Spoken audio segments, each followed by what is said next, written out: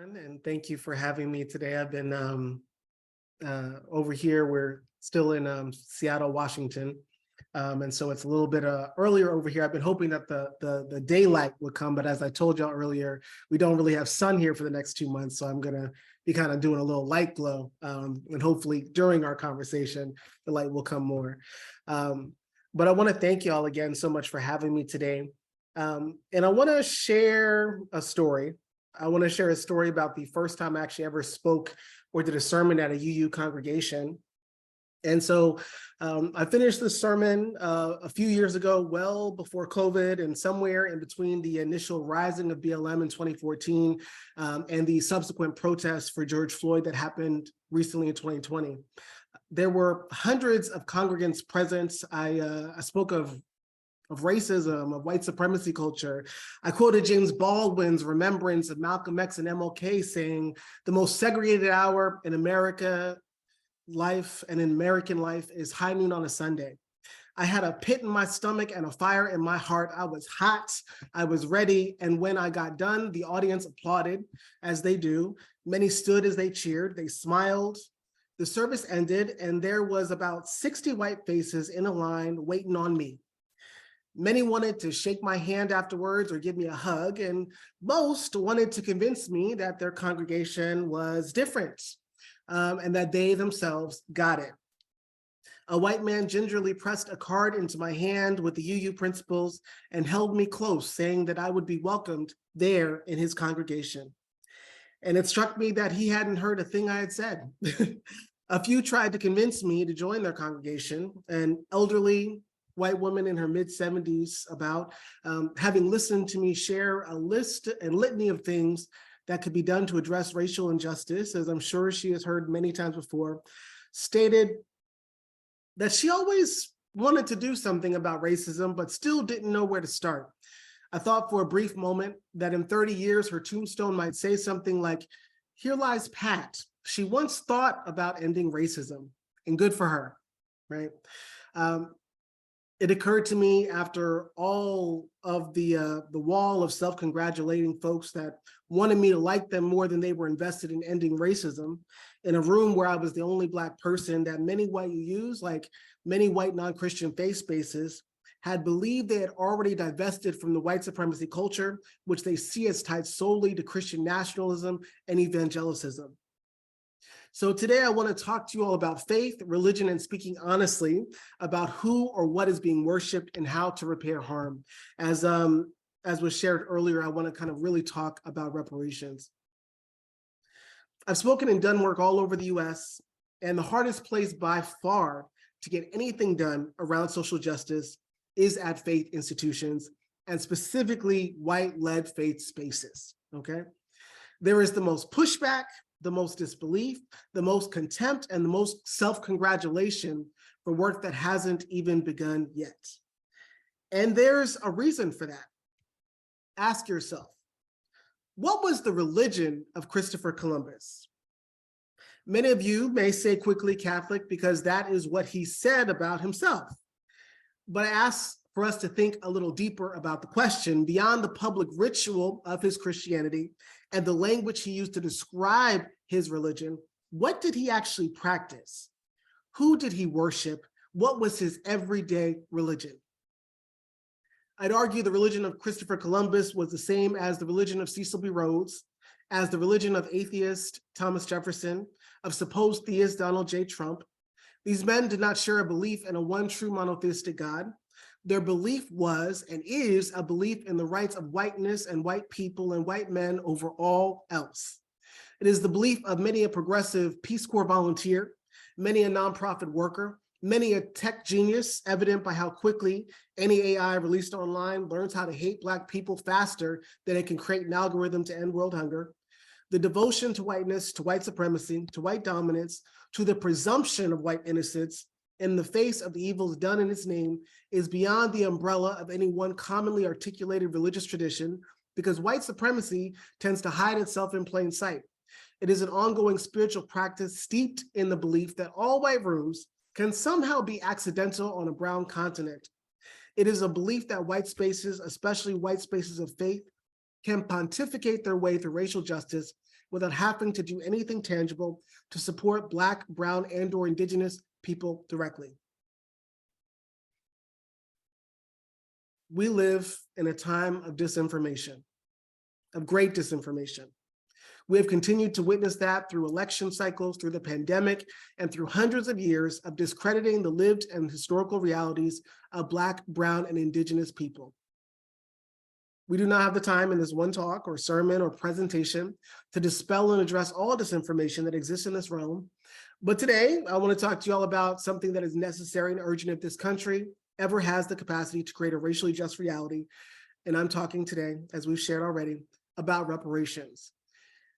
And I'll tell y'all right now, and tell me if I'm wrong, I don't think I am, but I've seen nothing in my mind that unites more conservative and progressive spaces than declaring the need for reparations. There is so many reasons that pushback exists. So we'll talk a little bit about what that pushback looks like. I'm going to share something. I want y'all to answer a question for me. I want y'all to answer this question for me. Can y'all tell me what all these organizations have in common that I have on the screen right now? Someone type for me in the chat, what do all these organizations have in common? What do all these organizations have in common? And I used to work with teenagers, so I'm not afraid of silence, okay? Silence makes me happy, so I'm not gonna rush it, so y'all can let me know. Oops. I'm unable to type into chat, but that was awesome. They all have money in common, don't they? They all definitely, they are organizations of great wealth, most definitely. But there's something even more specific, Okay. What if I told you all that all these organizations, I see someone typed in the chat, I'm seeing, they are all led by white men. All of these organizations that exist today, that make money today in this country, on this land, have profited off of the transatlantic slave trade, okay? Whether it's by their actual founding, whether it's by the people, the leadership that founded them, whether it's by the organizations that absorbed them, all of these organizations are still making money and interest off of the money that they gathered during the transatlantic slave trade, okay? And I say that because a lot of times we talk simply about slavery as this thing of the past. Oh, do we rectify the past? How do we rectify the present, okay? The present reality. In the US right now, the median access to wealth for a white family is about $144,000. Can y'all tell me what it is for a Black family? If the median access to wealth in the US right now is $144,000, let me know in the chat, what is it for a Black family? What is it for a Black family in the same country? Now I'm gonna take 3 guesses, so y'all so they're just money answers. So you don't have to be exact, they don't have to be whatever, but I want 3 guesses, you know. Okay, we got 1 guess of 38,000. I want 2 more guesses, 2 more guesses.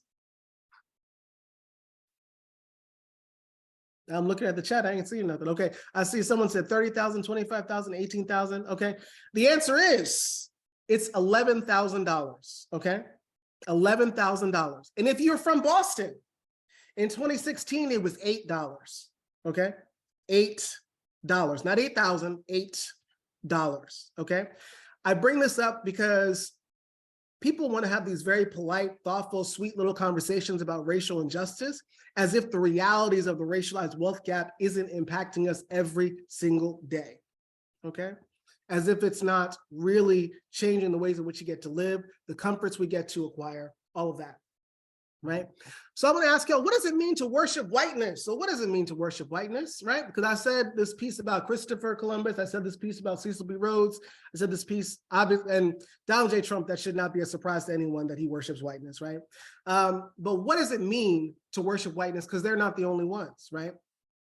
Worshiping whiteness looks like creating this reality and this conversation where often it's pitted that white folks are the only people capable of being impartial. We hear this again and again, that Black folks, brown folks, indigenous folks are always seen as somehow irrational or somehow incapable of impartiality when it comes to racial injustice. The reality is no one is impartial. And white people get to seem impartial, right? Because they get to benefit from the goodies of not being honest, right? It makes them calmer. It makes them more well-rested, right? Worshiping whiteness looks like the protection and projection of white innocence, right? That was something we saw in some of the slides earlier, this protection and projection of white innocence, right? Thinking about, it can look as extreme as the ways that the police state operates in the US right now. It can look like the ways that we'll see people who will go out of their way to say, oh, this person didn't mean this horrible thing they just did. Oh, they didn't mean it like that. Oh, they didn't do XYZ thing. And rushing to comfort white folks when they get called out for behavior that is violent or vile, right? Looks like allegiance to systems that uphold white supremacy or white power structures as the correct and only true leadership model or authority figures, right? It's the ways in which we believe that oftentimes the real answer is absorbing Black, Brown, and Indigenous folks into white power systems, right? It looks like prioritizing white folks' right to learn over Black, Brown, Indigenous people's safety. I'll say a few years ago, I got reached out to by a coven who wanted to do a train the trainer session with me, in which they wanted to teach white folks how to talk to other white folks about racism. And so I listened to this person talk to me at length about what they wanted for their white colleagues to learn about racism. And after about half an hour, 45 minutes, I said, hey, so you've talked about wanting to do something around racism. And the only thing I've really learned is what you want white people to get out of it. Can you talk to me about what you expect Black, Brown, and Indigenous people to get out of your anti-racism work? And the person said to me, oh, we hadn't actually thought about that, right? A lot of the work that goes into being called anti-racism work or being called equity work is usually about prioritizing the right of white people to be seen as good people, to learn new things, but not actually about changing the material reality of Black, Brown, Indigenous folks. Let me know in the chat if that makes sense to you, or if you witnessed that. Let me know in the chat if that makes sense to you, if you witnessed that, right? And it also looks like minimizing the pain of those harmed by white supremacy, right? I think of, I'm trying to think of how recent the study was, but something like 25% of medical students right now in this country, in the US, believe that Black people feel less pain physically, literally, that we physically feel less pain. And these are people that will be trusted with taking care of our physical bodies, right? And I think about that not just in the medical sense, which literally is killing people right now, especially during this time of pandemic, especially during this time of COVID, but the ways in which our pain gets glossed over all the time because we're seen as strong, as resilient, as these people that can withstand anything, when really we've had to be over-functioners in a society that offers us nothing, right? Okay, so reparations gets a lot of hostility, and really it's very simple, right? It's really simple. It's the making of amends for a wrong one is done by paying money to or otherwise helping those who've been wronged. It's simply the making of amends, right? Everybody wants to make amends, right? When we wrong someone, we want to make amends, right? Reparations is one of the few times when we expect the people that have caused harm to be the leaders of how to repair the harm, which also doesn't make sense to me. That often we're waiting for the US government, which we'll talk about in a second, that has profited so much off the disenfranchisement of Black people to make a right decision about showing up for people who have been harmed. And we can talk at length at a different time about the many different times that the US said something was reparations for other communities that wasn't, because they, of course, do not want to actually fully repair that harm. When we talk about the reparations movement, so moving out of just the definition of reparations, but the reparations movement, it has existed since the transatlantic slave trade. It's typically a push to move the US government towards paying reparations for those impacted by chattel slavery. I'll say that to me, again, waiting for the US government to pay reparations is also a cop-out for many people because they're waiting for someone else to do reparations. When we're waiting for someone else, like the body that is the US government, to to fix and do reparations, that means we'll never get reparations. That's what that means. Because even if the US government offers something that they will claim as reparations, I promise you it won't be reparations. And we'll talk about what are the elements of things that actually go into reparations in a little bit. But I really want to make sure in our chat today that everyone is clear what reparations actually needs to look like in order for it to be just for Black people. And of course, it's centered around descendants of enslaved Africans. Does that mean that other people don't deserve reparations? No. But specifically when we're talking about the reparations movement in the US, we're specifically talking about descendants of enslaved Africans. And the US has many people to be accountable for and accountable to, right?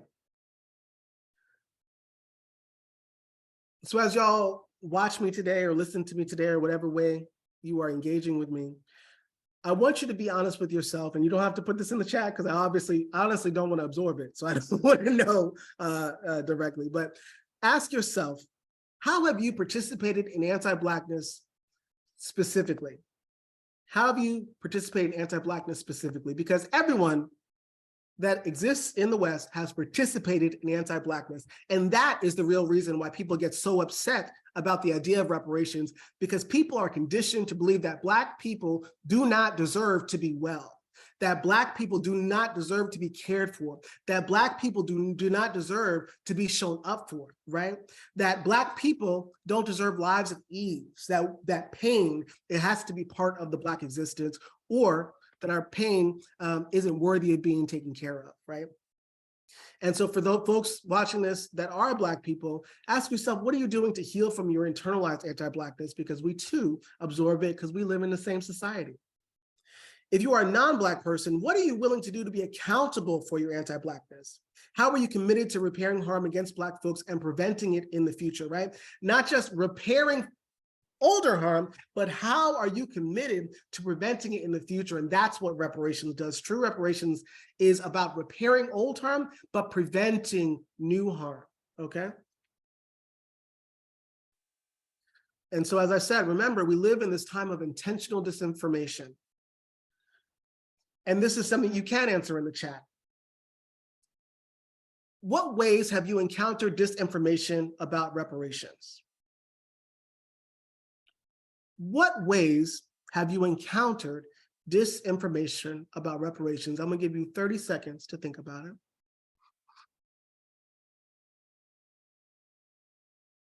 In what ways have you encountered disinformation about reparations? Because I think we watched that clip earlier, and I know people watching this back may not know, but people that are here, we know we just watched this clip of Trevor Noah. And this question that this person asked about, what about poor white people, right? That deflection and saying, well, if we focus on Black people, that other people won't get the things they need, that is a type of disinformation, okay? That is a type of disinformation. What are some other ways that we encounter disinformation about reparations? Some of the major things I think about is painting it as irrational, too far, divisive. As I said earlier, both in conservative and progressive spaces, I can generally expect there to be anger and rage when I even bring up the word reparations, right? That's when I get the most pushback, especially when we talk about people, regardless of whether or not who their families are participating in actual reparations. But when I hear this idea of painting as irrational, too far, and divisive, especially in the political sphere and in the public sphere, I think about people like Mitch McConnell, right? I think about people like Mitch McConnell in the that as a politician who will say that it is too expensive for the US government. It is impossible for the US government to take this on. It is impossible for us to think about or consider, or it's irrational for us to expect that Black people deserve reparations. Meanwhile, he is a person who grew up wealthy because his family owned slaves, right? I think about people like Tucker Carlson that rouse up people about the irrationality of reparations and gets to control some of that narrative, also as someone whose family owned slaves and got to grow up very wealthy as a result of that. I think because, of course, if people understood and could think about if it's irrational to pay reparations, it should be irrational to keep the spoils of the transatlantic slave trade. That should be irrational, right? But that conversation, because the people that get to be in control of that conversation are only the people who got to profit, that never comes up, right? It looks like the prioritizing the needs, again, of white people to learn over actually redistributing the resources. I think about Anderson Cooper even, right? So Anderson Cooper from CNN, right? He was on TV a few years ago and learned that his family owned slaves as part of a genealogy, right? Not only did he learn on TV that his family had owned slaves, and again, as someone who grew up very wealthy, Anderson Cooper grew up very wealthy, but he was also someone who, when he heard that his ancestors owned slaves, he was happy to hear that one of his ancestors was actually murdered by one of the people that they had enslaved. And he acted like, oh yeah, that's what my ancestor deserved. Now, in that conversation, did he, as many people who learned that they have ties to slavery, did he try to figure out how to pay reparations to the families that his family profited off of? No, but he had a really good soundbite where he got to say like, yes, we stuck it to a slave owner. But again, not doing anything to actually change the way that those resources that were allotted to him and his family were redistributed, right? Does this make sense for y'all? Let me know if this makes sense to y'all, okay? And lastly, of course, we get this idea of it won't change anything, and centering the needs of Black folks is unfair to others. When you take care of the people that are targeted and most targeted, it's good for everybody, right? It's good for everybody. It does nobody a service to have us in situations where whole lineages of people are forced to be distanced from being able to have home ownership, where they're unable still to access equitable jobs or pay, where we are unable to access healthcare in the same way as our white counterparts. It does nobody a service for that to exist, right?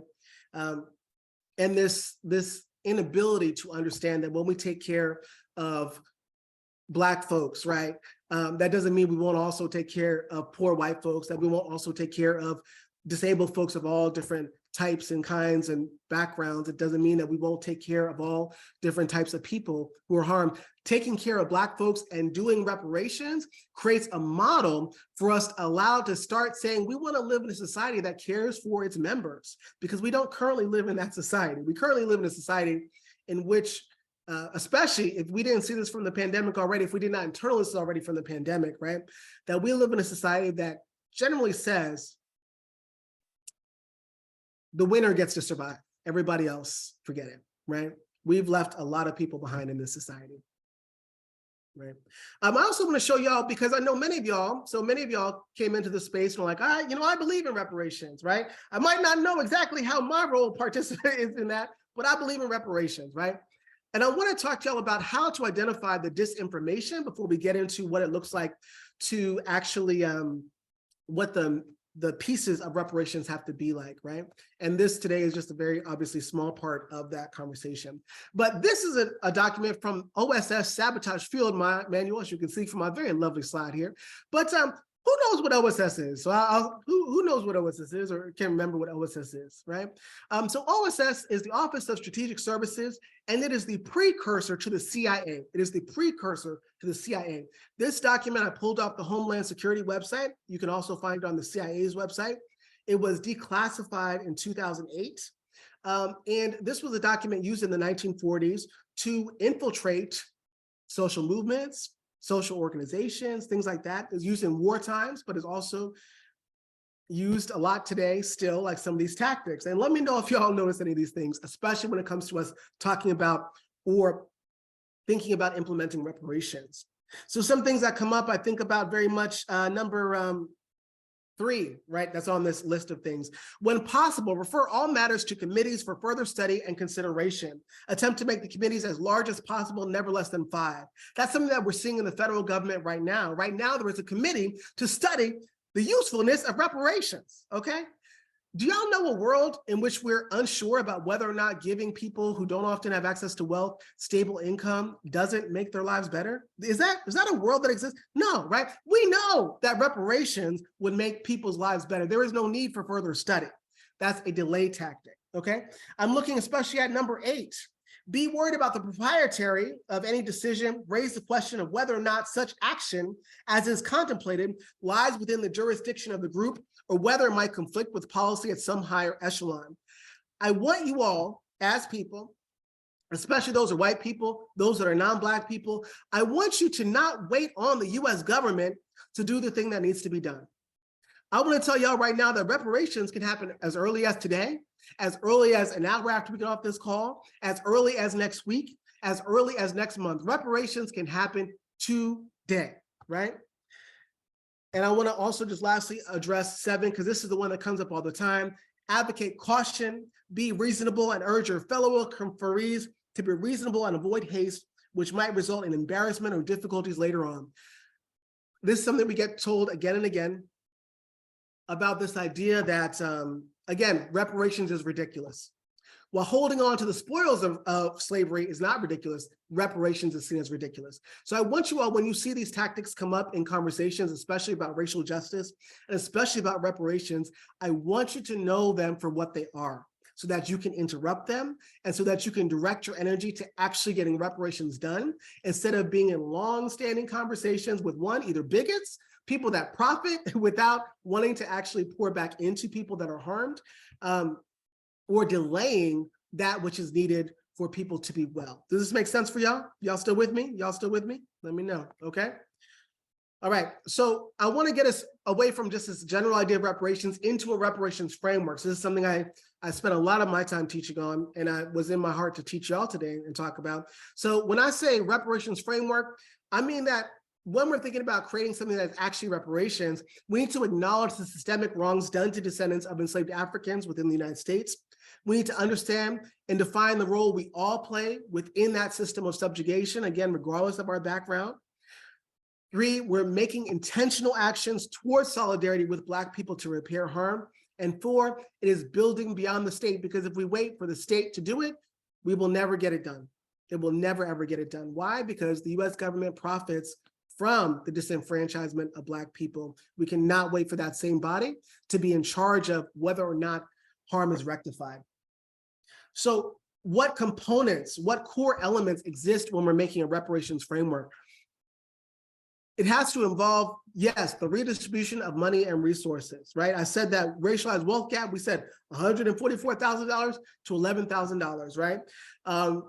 And that's the median access, right? That's not, so depending on your state, depending on where you are, that can be very different, right? But that it is redistributing that money and resources, because again, we talk as if often that being in the same room means that we all have equitable access, right?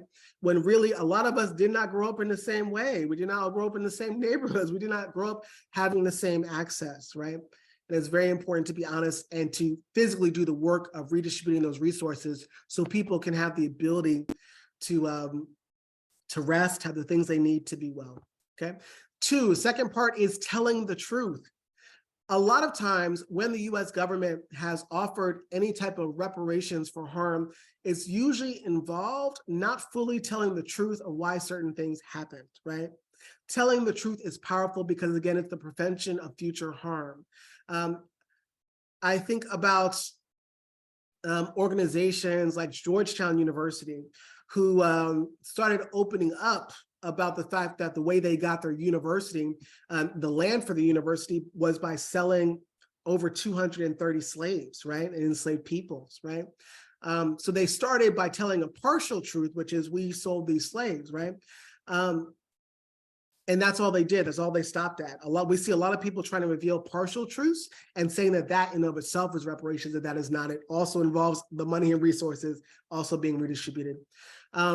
It's also building collective power that, again, oftentimes there's this way in which Black folks are offered, when we're offered any kind of repairing of harm, it also puts us in situations in which we have to be indebted to white systems. So I think of something like in New Jersey, there has been a push to expunge the records of people who have been incarcerated for marijuana crimes or other sort of things like that, right? And some people have been talking about it as reparations by simply expunging people's records and giving them pathways to being dispensary owners themselves or things like that, right?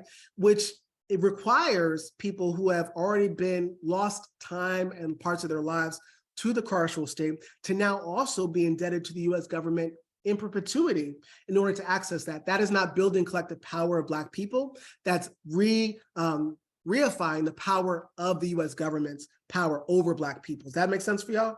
Right? So building collective power does not mean being also now indebted to another US government system or another white system, right? And lastly, it has to build the right to autonomy, that Black people have a right to make decisions about our lives, right? Which allowing us to create the conditions in which we have more home ownership, where we are able to make decisions about where we live, about how we are able to take care of ourselves, having the money to survive, things like that builds our right to autonomy, right? And I see what Tracy said here, indentured servitude is not better than slavery, exactly, that consistently putting us in situations to be subservient to other systems, and particularly white systems, is not reparations, right? That is, I hear again and again, especially in this time of political unrest and upheaval, the thing I hear ringing in my head so much is people saying things like, so many people died for our right to vote as Black people. That's what people keep telling and saying. The reality is the state always finds reasons to kill Black people, right?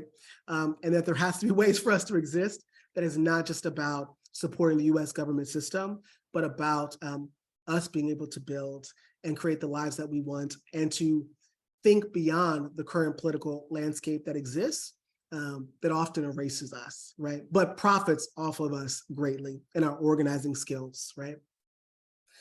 Right. And so I wanted to share all that. I know I'm probably a little bit over time, but I wanted to share that because, again, I think that so many different spaces, especially faith spaces, including UU spaces, have to atone for their role in the disinformation regarding reparations in the United States, right? And their role in the ongoing oppression of Black people, not through learning new language and words, but by moving material resources into the hands of the people harmed directly, telling the truth, honoring Black autonomy, and supporting the collective power of Black people. Oftentimes, I find people have a lack of action because they don't have the ability to see like what steps are actually needed. And so I'm hoping that upon knowing these 4 elements, that we can start to build a world where reparations happens not 20 years from now, not 100 years from now, but today. Because reparations are owed yesterday, 100 years ago, 200 years ago, and it's adding up. So thank you all so much for having me today. I'm excited to continue engaging with y'all. So I hope to talk to y'all again soon. Thank you so much for having me.